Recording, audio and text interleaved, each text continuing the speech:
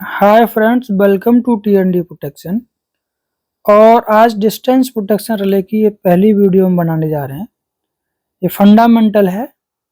इसके बाद step by step हम बेसिक से एडवांस तक डिस्टेंस रिले को कवर करेंगे। तो आइए सबसे पहले देख लेते हैं कि डिस्टेंस प्रोटेक्शन रिले ये किस तरह से ट्रांसमिशन लाइन को प्रोटेक्ट करने के लिए यूज की गई है। तो पहला ये है कि डिस्टेंस रिले की इनपुट्स क्या क्या होंगी। ये आपका सीटी है और ये पीटी। सीटी से आपका करंट सिग्नल मिलेगा हमें और पीटी से आपका वोल्टेज। तो इस तरह से आप देख सकते हैं कि डिस्टेंस रिले को हमने वोल्टेज और करंट दो सिग्नल दिए हैं और इंटरनल एल्गोरिदम के थ्रू रिले जेड इससे मेजर करेगी। जेड मेजर और ये function of voltage and current होगा। तो रिले आपकी सीटी और पीटी से आने वाले सिग्नल यानी वोल्टेज और करंट से आपका इंटरनल एल्गोरिदम में सॉफ्टवेयर बेस्ड कैलकुलेशन के थ्रू आपका जेड मेजर करेगी। मेजर्ड इम्पीडेंस को रिले में जो हम सेट करेंगे इम्पीडेंस, इससे कंपेयर किया जाएगा। यानी रिले का मेजर्ड इम्पीडेंस सेट इम्पीडेंस से कम है तो आपकी रिले ट्रिप कमांड इशू करेगी। तो एक तरह से आप देखेंगे कि अब तक जैसे आपने ओवर वोल्टेज, ओवर करंट, इस तरह के फंक्शन देखे होंगे, तो इसमें क्या देख रहे थे हम कि थ्रेशोल्ड से जैसे ही आपकी वैल्यू एक्सीड करती है आपका रिले ट्रिप करेगा। इस केस में अपोजिट है, ये अंडर इम्पीडेंस रिले कहिए इसे, कि मेजर्ड इम्पीडेंस सेट इम्पीडेंस से कम है तो आपकी रिले ट्रिपिंग कमांड इशू करेगी। अब ये जेड मेजर्ड और जेड सेट इस पर डिटेल में हम बाद में देखेंगे। रिले में इम्पीडेंस किस तरह से सेट करनी है वो नेक्स्ट स्टेप में हल्का सा हम ओवरव्यूज का देख लेंगे। अब उससे पहले हम ये देखेंगे कि ये आप देखिए सब स्टेशन ए से बी के बीच एक लाइन हो गई ए बी से सी एक सब स्टेशन है और एक बी से यहाँ ये डी सब स्टेशन है। तो यहाँ हम देख रहे हैं कि हमारे पास ट्रांसमिशन लाइन हो गई एक ए से बी से सी और बी से डी। ये आपकी ट्रांसमिशन लाइन है। ए बी लाइन को हम यहाँ प्रोटेक्टेड लाइन कहेंगे या प्रिंसिपल लाइन कहेंगे। बी सी और बी डी इनका जो हम नाम देंगे वो एडजेसेंट लाइन है, जो रिमोट सब स्टेशन से जा रही है। एडजेसेंट लाइन, इसमें भी आपकी ये लॉन्गेस्ट हो जाएगी लाइन और ये शॉर्टेस्ट ले लेंगे। अब रिले जो मेजर्ड इम्पीडेंस को वोल्टेज करंट से मेजर करने के बाद किस तरह से लोकेशन इसकी बताएगी, फॉल्ट की किस तरह से बताएगी कि फॉल्ट आपका किस लोकेशन पर है। तो उसे देखने से पहले हम ये देखेंगे कि ये जो लाइन बनाई है हमने ए बी सी और डी, इसमें केबल या कंडक्टर का यूज किया है। उस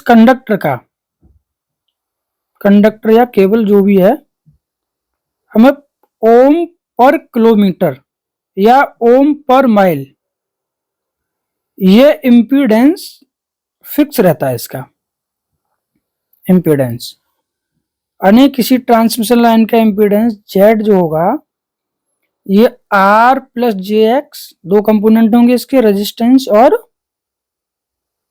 रिएक्टेंस, ये पर किलोमीटर आपका फिक्स होगा। रिएक्टेंस सपोज करें कि एक पैंथर कंडक्टर है,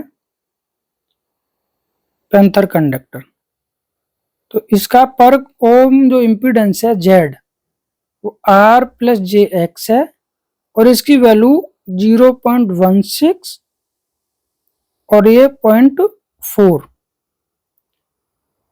ये ओम पर किलोमीटर फिक्स है। ये 4 की जगह 4341 है, एग्जैक्ट आप देख सकते हैं फॉर एग्जांपल ये है आपका, कमोबेश यही आएगा आपका पैंथर का। तो इससे एक बात क्लियर है कि आपका ट्रांसमिशन लाइन का impedance Z line proportional to length है।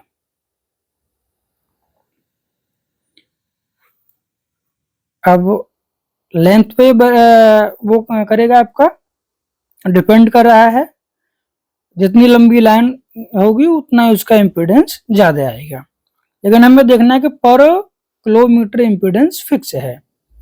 अब आप इसी में देखें, यहां देखते हैं हम कि सपोज कीजिए हमारा एवी का लेंथ है 10 किलोमीटर और जेड ओम पर किलोमीटर, इसकी वैल्यू फॉर एग्जांपल मान लीजिए 0.4 ओम है, ओम पर किलोमीटर। तो टोटल लाइन का इम्पीडेंस कितना हो जाएगा हमारा 10 मल्टीप्लाइड बाई 0.4 यानी 4 ओम।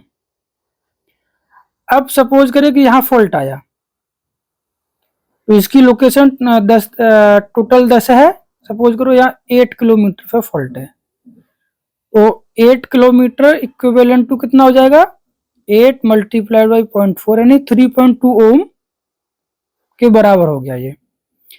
अगर रिले ने जेड मेजर्ड 3.2 ओम है तो इससे हम निकाल लेंगे कि आपका पर किलोमीटर हमें मालूम है, तो लोकेशन आपकी निकल आएगी। यानी पर किलोमीटर कितना था 0.4 ओम पर किलोमीटर, तो लोकेशन आपकी कितनी हो जाएगी फॉल्ट लोकेशन 3.2 बाई 0.4 यानी 8 किलोमीटर आ जाएगा। तो इस तरह से रिले आपका ये मेजर कर लेगी। लेकिन अभी आप देखेंगे इसमें कि मैंने केवल जेड लिया है, एक्चुअल में रिले जेड से लोकेशन नहीं निकालेगी। उसका रीजन है कि जेड के अंदर आपका आर भी है और एक्स भी है।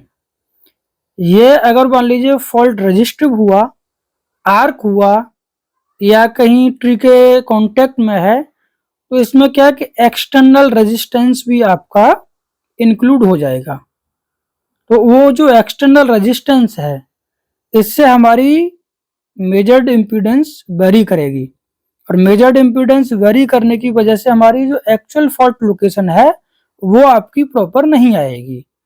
तो इसके लिए क्या है कि इन जनरल हम ये कह सकते हैं कि आपका एक्स है ये वैल्यू कांस्टेंट रहती है, इस पर एक्सटर्नल उसका रेजिस्टेंस का इफेक्ट नहीं आता है।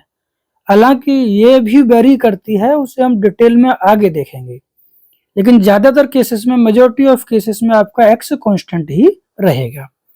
लेकिन ये भी बदल जाता है, वो नेक्स्ट वीडियो में हम कवर कर लेंगे आगे। तो अब हमें मालूम है कि पर किलोमीटर जो है कंडक्टर का इम्पीडेंस क्लियर हो गया। डिस्टेंस रिले के इनपुट्स वोल्टेज करंट हैं, वोल्टेज करंट से रिले आपका डिस्टेंस को मेजर कर लेगा।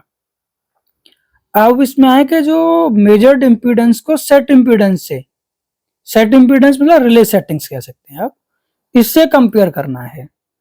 तो इसके लिए हमें क्या है कि सबसे पहले हम ये देखेंगे कि रिले को, ट्रांसमिशन लाइन को हम जोन्स में डिवाइड कर लेते हैं, जोन में डिवाइड कर लेंगे और फिर जोन वाइज रिले में आप इसकी सेटिंग्स फीड करेंगे।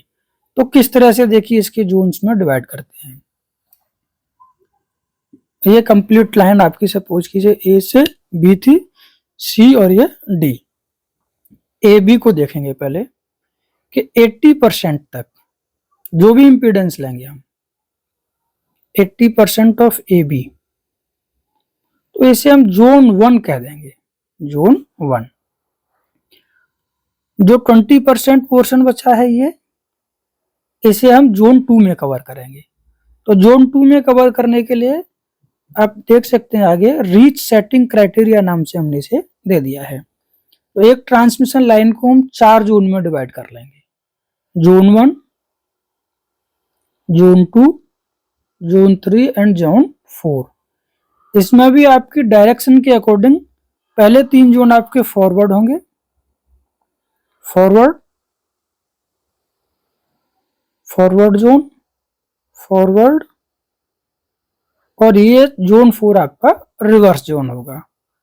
रिवर्स और फॉरवर्ड को यहाँ आप सिंपली अगर देखें तो यही हम देख लेते हैं कि बस से लाइन की तरफ पावर फ्लो है, तो ये डायरेक्शन आपकी फॉरवर्ड होगी, यानी पावर फ्लो की डायरेक्शन क्या है, पावर फ्लो टुवर्ड्स लाइन होना चाहिए, टुवर्ड्स लाइन, तो ये आपकी फॉरवर्ड डायरेक्शन है। और यदि बस की तरफ है तो ये आपका रिवर्स। तो अगर सपोज कीजिए कि इसका जोन 1 मैंने फॉरवर्ड सेट किया हुआ है, क्या फॉरवर्ड, तो ये रेलवे तभी ऑपरेट करेगी जब इसमें ए से बी की तरफ यानी फॉल्ट लाइन की तरफ हो, पावर फ्लो ए से बी की तरफ हो, यानी ए से बी की तरफ, तभी इसका फॉरवर्ड जोन ऑपरेट करेगा। पहली कंडीशन होगी कि डायरेक्शन आपकी प्रॉपर होनी चाहिए, फॉरवर्ड जोन है तो फॉल्ट भी आपका फॉरवर्ड डायरेक्शन का होना चाहिए। दूसरी कंडीशन है कि जो लाइन इंपीडेंस जो मेजर किया रिले ने, it must be less than set impedance. अब इसमें जोन में डिवाइड कर दिया है तो वो जिस भी जोन के अंदर आएगा वो आप नेक्स्ट देख लेंगे। ये देखिए डिस्टेंस के जोन्स में देखिए, ये यहाँ लाइन है, इस लाइन को ए से बी है, 80% तक यहाँ तक हमने जोन 1 लिया और इसका टाइम 0 रखेंगे, बिल्कुल इंस्टेंटेनियस होगा। तो आप देखेंगे कि जोन 1 डायरेक्शन फॉरवर्ड रखेंगे, 80% ऑफ द प्रोटेक्टेड लाइन, और टाइम इसका इंस्टेंटेनियस रखेंगे। नेक्स्ट जो 20% हिस्सा है, इसे इसका देखो क्राइटेरिया आपका ये है, 400 kV एंड अबव के लिए ये जनरली ये अडोप्टेड है, 220 के लिए आपका ये है, यानी 220 के बाद 120% ऑफ प्रिंसिपल लाइन ले लें या 100% protected line plus 50% of adjacent shortest line. तो जिसकी मैं बात कर रहा था कि शॉर्टेस्ट और लॉन्गेस्ट लाइन जो बताई थी, आप यहाँ देख लें, ये आपकी लॉन्गेस्ट हो जाएगी और ये शॉर्टेस्ट, और एडजेसेंट यानी रिमोट सब स्टेशन से। तो जोन 2 आपका क्या करेगा कि पहला जोन केबल लाइन को देखेगा, जोन 2 में आपका रेस्ट 20% जो है वो भी कवर होना है, प्लस 50% ऑफ एडजेसेंट, यहां देख लें 50% ऑफ एडजेसेंट शॉर्टेस्ट लाइन, यानी 50% हम इसका भी कवर कर लेंगे जोन 2 में, लेकिन इसमें थोड़ा हम टाइम डिले देंगे। टाइम डिले इसलिए क्योंकि इस लाइन का खुद का प्रोटेक्शन होगा, अगर वो प्रोटेक्शन फेल करे तब इसकी ट्रिपिंग सब स्टेशन ए से होनी है, तो इसीलिए थोड़ा टाइम डिले देंगे कि पहले जिस सेक्शन का फॉल्ट है उस सेक्शन की रिले उसे क्लियर करनी चाहिए। अगर ये फेल करेगा तो फिर ये जोन 2 में। इसी तरह से आपका जोन 3 है, ये रिमोट बैकअप है, और ये जोन 3 भी फॉरवर्ड करेंगे और इसका रीच सेटिंग क्राइटेरिया आपका ये रहेगा। तो इस तरह से आप देख सकते हैं कि डिस्टेंस प्रोटेक्शन रिले से हम किस तरह से ट्रांसमिशन लाइन को प्रोटेक्ट कर लेंगे, किस तरह से उसकी डिस्टेंस को रिले कैलकुलेट करती है। तो आगे हम क्या है कि रिले जो प्रैक्टिकली हम जो सब स्टेशन में यूज कर रहे हैं, एक एक रिले को देखेंगे, किस तरह से उनकी सेटिंग्स रहेंगी वो देखना है। और इसके आगे डिटेल में अगर आप देखेंगे तो अभी जैसे बेसिक के बाद under reach, over reaching effect, in feed effect, out feed effect, इसके बाद आपका ब्रांचिंग इफेक्ट, लोड रेजिस्टेंस, इसका ट्रांसमिशन लाइन पे क्या फर्क पड़ेगा, लोड ट्रांसफर का क्या होगा, जैसे पता लगा आपका 2 लाइन पैरेलल में थी, एक लाइन आपकी ट्रिप हो गई, दूसरी लाइन का लोड जब शिफ्ट होगा तो क्या ऐसे में रिले मल ऑपरेट तो नहीं कर जाएगी। Load encroachment, power swing blocking, weak and infeed, ये सब हम स्टेप बाय स्टेप देखेंगे। तो आई होप कि ये बेसिक वीडियो आपको पसंद आएगी। धन्यवाद।